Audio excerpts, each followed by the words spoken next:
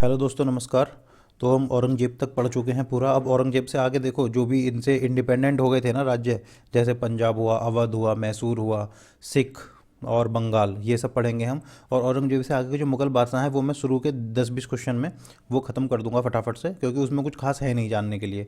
एक दो क्वेश्चन हैं हम जो इम्पोर्टेंट है वो हम अभी डिस्कस कर लेते हैं।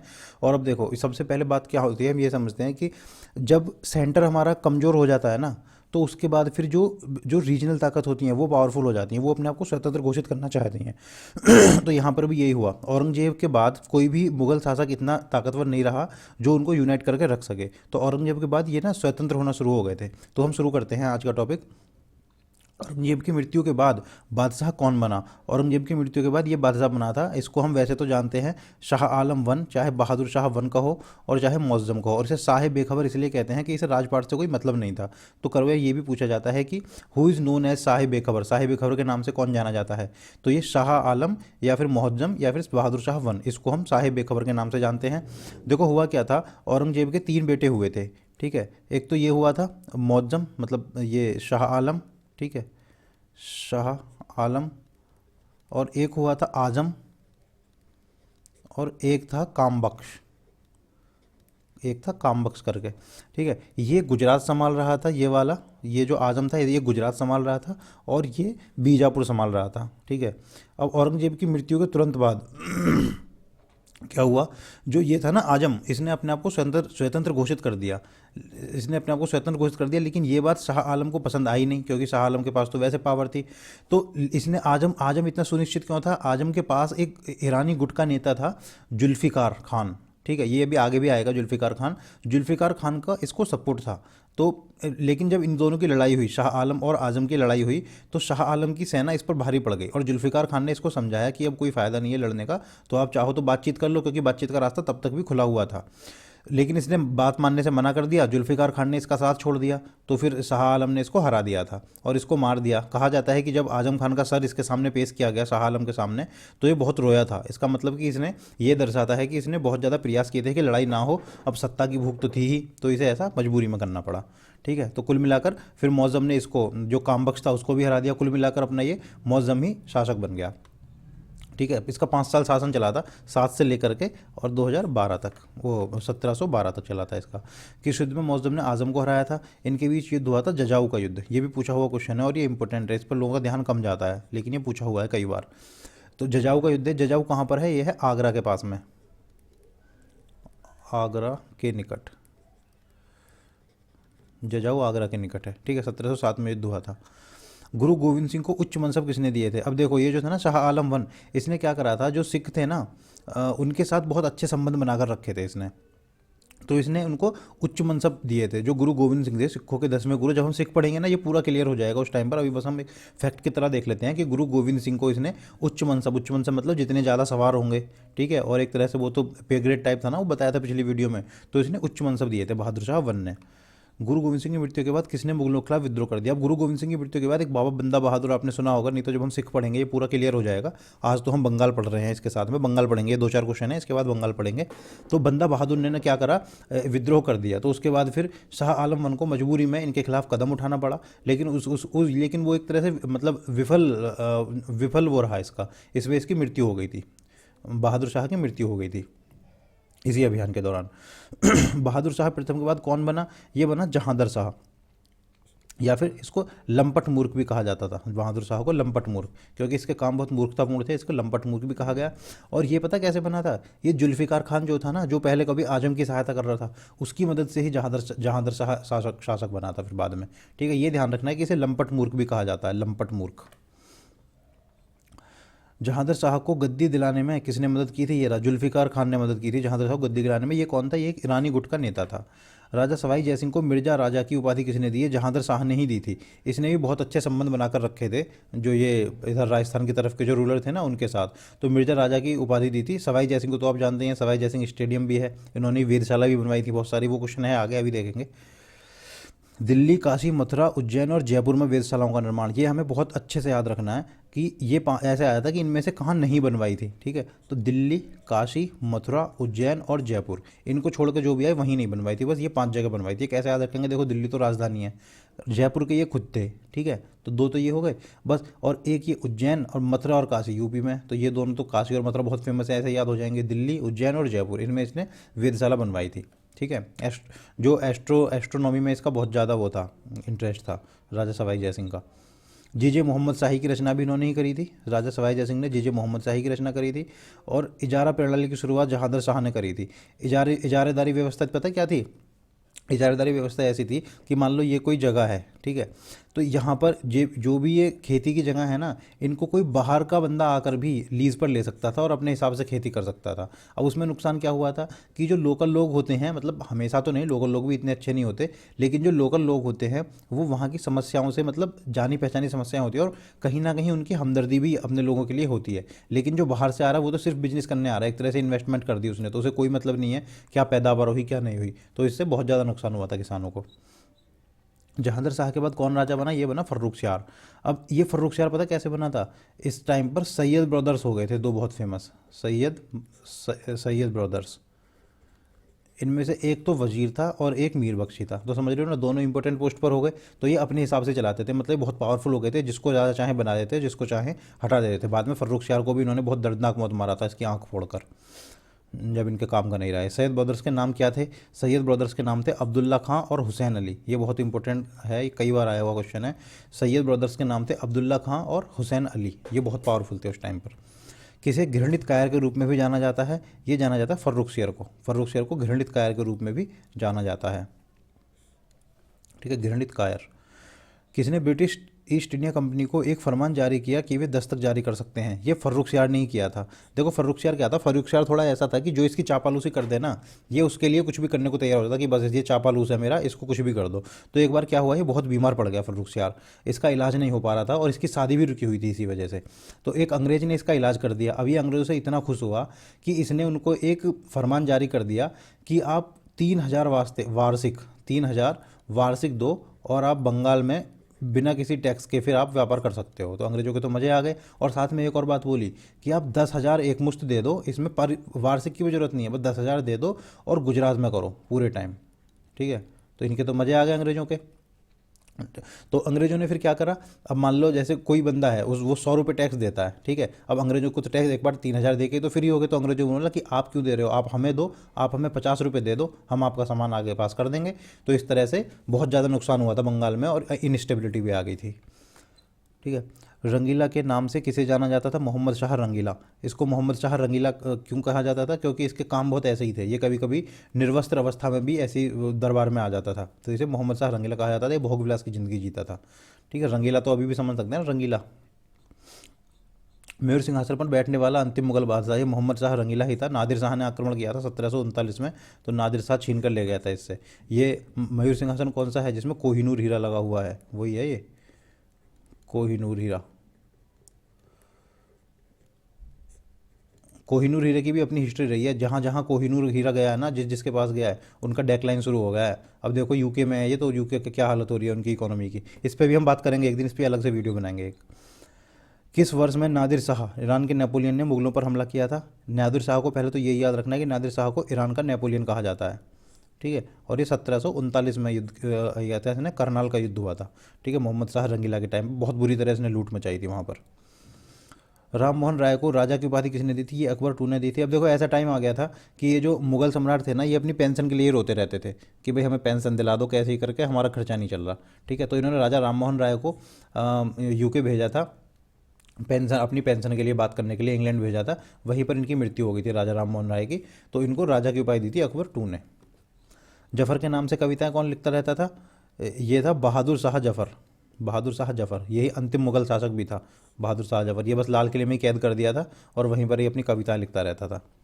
मुगल बादशाह द्वारा नियुक्त बंगाल का, अब देखो यहाँ से होता है बंगाल शुरू। ठीक है, अभी तक तो इनका डेक्लाइन था मुगल का, अब यहाँ से बंगाल शुरू होता है। ये था मुर्शिद कुली खान अंतिम, जो देखो ये क्या, ये कौन था? मुर्शिद कुली खान।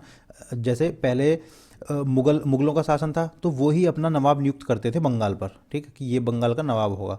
लेकिन जब इसने देखा कि वो तो बहुत कमज़ोर हो चुके हैं मुगल शासक, तो मुर्शिद कुली खान ने अपने आप को स्वतंत्र घोषित कर लिया था। ठीक है, फिर इसने मतलब ऐसे कहा जाता है कि बंगाल की स्थापना मुर्शिद कुली खान ने की थी। क्वेश्चन ये भी आता है कि किसने स्थापना करी थी, मुर्शिद कुली खान ने करी थी। किसने अपनी राजधानी ढाका से मुर्शिदाबाद स्थानांतरित की थी, ये की थी मुर्शिद कुली खान ने। ढाका से मुर्शिदाबाद, अपने नाम पर इसने शहर बसाया था मुर्शिदाबाद। ठीक है, बंगाल के नवाब के रूप में अलीवर्दी खान की समयावधि क्या थी। अलीवर्दी खान से बहुत इंपॉर्टेंट चीज़ शुरू होती है, पहले तो इसकी समयावधि देख लेते हैं। 1740 से 56 तक रहा था ये, 6 साल। अलीवर्दी खान का जो नाती था, मतलब इसके एक बेटी थी, इसकी बेटी का बेटा, इसकी बेटी का बेटा कौन था, सिराजुद्दौला। बहुत इंपॉर्टेंट है सिराजुद्दौला, अभी हम देखेंगे आगे सिराज। ठीक है, अलीवर्दी खान ने किस युद्ध में सरफराज को हराया और मार डाला, गिरिया के युद्ध में। ठीक है, ये गिरिया के युद्ध में 1740 में अलीवर्दी खान बंगाल का नवाब बन गया। ठीक है, अब फिर इसकी जो बेटी का बेटा था सिराजुद्दौला, वो बहुत मतलब गर्म खून का व्यक्ति था, वो अंग्रेजों से भरा बैठा था, लेकिन ये हमेशा उसको समझाता था। इसके लिए एक कोट फेमस है कि उसने अपने देवते को समझाया था कि अंग्रेज जो है ना, वो एक मधुमक्खी के छत्ते की तरह हैं। अगर तुम उन्हें नहीं छेड़ोगे तो वो तुम्हें शहद देंगे, और अगर उन्हें छेड़ोगे तो वो उनको काट काट कर मार डालेंगे।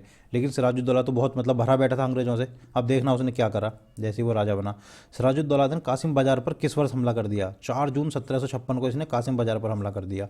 ठीक है, पूरा लूट डाला कासिम बाजार को, बर्बाद कर दिया। और फिर देखो 15 जून को ही, 11 दिन बाद ही, इसने कलकत्ता पर हमला कर दिया। कितनी जल्दी देख रहे हो इसकी, मतलब वो देख रहे हो इसकी इरिटेशन। सिराजुद्दौला ने फिर कलकत्ता पर हमला कर दिया 15 जून 1756 को ही। उसके बाद फिर क्या हुआ, 20 जून 1756 को हुई ये ब्लैक होल त्रासदी। ब्लैक होल त्रासदी क्या थी, 146 लोगों को गर्मी के महीने में, जून में समझ रहे हो कितनी गर्मी होती है, एक छोटे से कमरे में बंद कर दिया। इसमें से सिर्फ अगले दिन सिर्फ 23 लोग जिंदा बचे थे, बाकी सब मर गए थे। उनमें से एक था हॉलवेल, तो हॉलवेल ने ही इसके बारे में बताया है। ठीक है, जिसे ब्लैक होल त्रासदी कहा गया। 146 लोगों को एक कमरे में बंद कर दिया। ब्लैक होल त्रासदी किस तारीख को हुई थी, ये हुई थी 20 जून 1756 को। जून के महीने में कितनी तकड़ी गर्मी होती है, और एक कमरे में 146 लोग भर दोगे तो क्या हाल होगा, छोटे से कमरे में, वो भी एक के ऊपर एक। 23 लोग जिंदा बचे थे, बाकी सब मर गए थे सफोकेशन से। प्लासी का युद्ध किस तारीख को हुआ। अब देखो इसके बाद फिर क्या हुआ, अंग्रेजों को बहुत ज़्यादा बुरी लगी ये बात, एक तरह से अमानवीय चीज़ थी ये, तो अंग्रेजों ने बदला लेने की कसम खाई। तो देखो 1 साल बाद ही 20 जून को हुई थी 1756 को, 23 जून 1757 को प्लासी का युद्ध हुआ। अब देखो प्लासी के युद्ध में क्या था, जो ये था ना अपना सिराजुद्दौला, इसका सेनापति था मीर जाफ़र। और एक इसकी मौसी थी घसीटी मौसी बोलते हैं उसको, घसीटी मौसी। और एक था जगत सेठ एक अमीर था। ठीक है, अब ये तीनों इससे किलसते थे। घसीटी मौसी भी इसे पसंद नहीं करती थी, मीर जाफ़र भी इसे पसंद नहीं करता, ये खुद नवाब बनना चाहता था। और जगत सेठ एक अमीर था, तो समझ रहे हो, इस अमीर की बेइज्जती कर दी थी, तो ये भरा बैठा था इससे कि मौका मिलते इसको नहीं छोड़ूंगा। ये तीनों अंग्रेजों से मिल गए। अब सोचो किसी का सेनापति ही अंग्रेजों से मिल जाएगा तो क्या वो जीत पाएगा। तो इसलिए ये कहा जाता है कि प्लासी का जो युद्ध था वो कोई युद्ध नहीं था, वो एक मात्र षड्यंत्र था। उसमें कोई खास लड़ाई नहीं हुई, बस सिराजुद्दौला की हार तय ही थी, क्योंकि जिसका सेनापति मिला हुआ है दूसरे से। प्लासी के युद्ध में ब्रिटिश सेनापति कौन था, ये रॉबर्ट क्लाइव था। रॉबर्ट क्लाइव के अंडर में इसको स्वर्ग से उत्पन्न सेनापति कहा जाता है, कमांडर बॉर्न फ्रॉम हेवन। ठीक है, स्वर्ग से उत्पन्न सेनापति कहा जाता है। प्लासी के युद्ध में ये ब्रिटिश सेना का कमांडर था। प्लासी के युद्ध में सिराजुद्दौला का सेनापति कौन था, मीर जाफर, जो कि अंग्रेजों से मिल चुका था। प्लासी के युद्ध में सिराजुद्दौला का अंत तक किसने समर्थन किया, 2 लोग थे, ये नाम बहुत इंपॉर्टेंट है। ये मैं इंपॉर्टेंट उन पर लिखता हूँ जो पूछे जाते हैं पर लोगों का ध्यान नहीं जाता आसानी से। तो ये था मीर मदन और मोहनलाल। जो मीर जाफ़र था उसने इसको धोखा दे दिया था, लेकिन इन्होंने अंत तक लड़ाई करी थी। खैर ये भी मारे गए थे और सिराजुद्दौला भी मारा गया था, वो बात अलग है, लेकिन इन्होंने अंत तक इसका साथ दिया था, मीर मदन और मोहनलाल ने। प्लासी के युद्ध के बाद बंगाल का नवाब कौन बना, ये बना मीर जाफ़र। मीर जाफ़र ने इसलिए तो साथ दिया था अंग्रेजों का। इसे क्लाइव का भेड़िया भी कहा गया। ये बताते हैं कि क्लाइव के समय पर इतने बुरे काम हुए थे कि कोई सोच भी नहीं सकता। दंगा फसाद, रेप, लूट, जो भी आप बुरा सोच सकते हो उससे ज़्यादा बुरे काम हुए थे बंगाल में। पूरा बंगाल बर्बाद हो गया था। इसको क्लाइव का भेड़िया कहा गया, किसको, मीर जाफ़र को। और बाद में पता है क्लाइव ने अपनी वो भी कर ली थी, क्लाइव ने आत्महत्या भी कर ली थी जब उसको मतलब कचोटती थी ना ये सब बातें, तो उसने बाद में आत्महत्या कर ली थी। मीर कासिम किस वर्ष बंगाल का नवाब बना, ये बना 1760 में। अब ये मीर कासिम क्यों बना? मीर जाफ़र को अंग्रेज़ों ने बिठा दिया नवाब बनाकर, लेकिन अंग्रेज़ों की डिमांड इतनी बढ़ गई कि मीर जाफ़र के तो बर्तन बिक गए, पूरे बर्तन बिक गए, मतलब पूरा ही बर्बाद हो गया। वो उनकी डिमांड ही पूरी नहीं कर पाता था, वो इतना मांगते थे टैक्स और ये सब वो, लेकिन फिर उसने देने से मना कर दिया, तो अंग्रेज़ों ने उसको हटा दिया, मीर कासिम को बना दिया, नवाब बना दिया बंगाल का। अब मीर कासिम तेज था। मीर कासिम ने क्या करा, सबसे पहले तो इसने अपनी राजधानी को मुंगेर शिफ्ट कर लिया ताकि अंग्रेज़ों से बचे, लेकिन अंग्रेज़ आसानी से पीछा तो छोड़ते नहीं, ये तो लगे रहते। इसने क्या करा, इसने अंग्रेजों की कमर तोड़ने का एक अच्छा डिसीजन निकाला। आपको याद है दस्तक, वही ऊपर बताया था कि दस्तक जारी कर देते थे, उनको फ्री टैक्स मिलता था, इस वजह से बंगाल के नवाब पर कोई टैक्स ही नहीं आ पा रहा था। ठीक है, तो इसने क्या करा, इसने कहा कि जो भी हमारे यहाँ के बिजनेस में है ना, सब फ्री करो, सबके लिए फ्री है, कोई टैक्स नहीं भरेगा। ठीक है, अब जैसे इसने ये बोला तो फिर क्यों अंग्रेजों के पास जाएंगे लोग, अगर 1 रुपया भी दे रहे हैं मान लो, तो क्यों ही देंगे फिर वो, फिर तो सीधा अपना डायरेक्ट करेंगे ना। इसने फ्री कर दिया, अंग्रेज तिल मिला गया इस बात से कि इसने तो हमारा जो हमारा अधिकार तो वही छीन लिया, तो इसने ये चालाकी करी थी। फिर इससे अंग्रेज किलस गए थे, इसको भी हटा दिया था। किसने अपनी राजधानी मुर्शिदाबाद से मुंगेर स्थानांतरित करी? ये करी थी मीर कासिम ने, मुर्शिदाबाद से मुंगेर स्थानांतरित करी थी मीर कासिम ने राजधानी। बक्सर की लड़ाई किस तारीख को हुई थी? ये एग्जैक्ट डेट याद रखनी है, सिर्फ सन से काम नहीं चलेगा यहाँ पर। 22 अक्टूबर 1764 को हुई थी। ठीक है, यहाँ पर कौन कौन थे देखो, मीर जाफ़र को इन्होंने फिर क्या करा, मीर कासिम को हटा के वापस मीर जाफ़र को उसका नवाब बना दिया था। ठीक है, तो ये जो ग्रुप बना था, ये ग्रुप बना था मीर कासिम का, मीर कासिम, ठीक है, शाह आलम टू का, शाह आलम टू मुग़ल बादशाह शाह आलम टू, और ये था अवध का नवाब शुजाउद्दौला। सिराजुद्दौला तो मर चुका है, ये शुजाउद्दौला है, अंतर याद रखना है, शुजाउद्दौला। मुझे बहुत कन्फ्यूजन होती थी इसमें, मैं सोचता था कि वो तो मर चुका है तो अब ये कैसे बना फिर, लेकिन वो सिराजुद्दौला है और ये शुजाउद्दौला है। ठीक है, 22 अक्टूबर 1764 को ये बक्सर की लड़ाई हुई थी। तो यहाँ पर अंग्रेजों ने फिर अपना पूरा स्थापत्य कर लिया था, क्योंकि इन्होंने अपनी शक्ति को इतना बढ़ा लिया था ना बंगाल से लूट लूट के, कि अब इन्हें हराना बहुत मुश्किल हो चुका था। बक्सर के युद्ध में ब्रिटिश सेनापति कौन था? ये हेक्टर मुनरो था। अब देखो क्लाइव तो हट चुका है अभी, लेकिन जब संधि होगी ना इसमें, तो वापस क्लाइव ही संधि करेगा आकर, लेकिन यहाँ पर सेनापति कौन था? Hector Munro. बक्सर के युद्ध में त्रिगुट क्या था? ये मैंने बताया कि मीर कासिम था, ठीक है, शाह आलम टू था और शुजाउद्दौला था। ये मुगल बादशाह था और ये अवध का नवाब था, अवध,